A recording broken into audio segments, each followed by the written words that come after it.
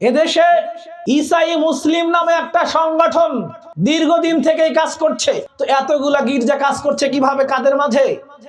প্রথমে তারা কাজ করছে আমাদের এদেশের সংখ্যালঘু সম্প্রদায়ের মাঝে, কিন্তু তাদের মিশন ভীষণ আরো শক্তিশালী। এরা ধীরে ধীরে আপনাকে দাওয়াত দিচ্ছে, আর আপনাকে যখন দাওয়াত দিচ্ছে তখন কোরআন হাদিস থেকেই দাওয়াত দেয়। কিভাবে?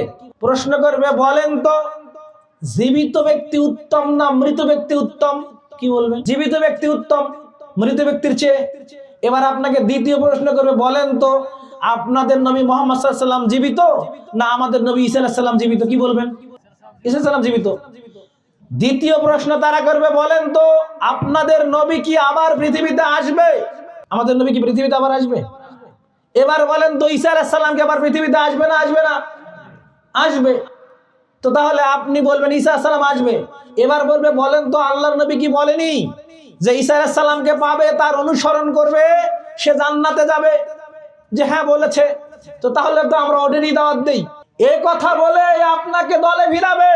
এদের তৎপরতা চলছে, তাদের পরিকল্পনা আগামী 2050 সালে বাংলাদেশের 50% মানুষকে ঈসাই ধর্মে দীক্ষিত করা, ঈসাই মুসলিম বানানো।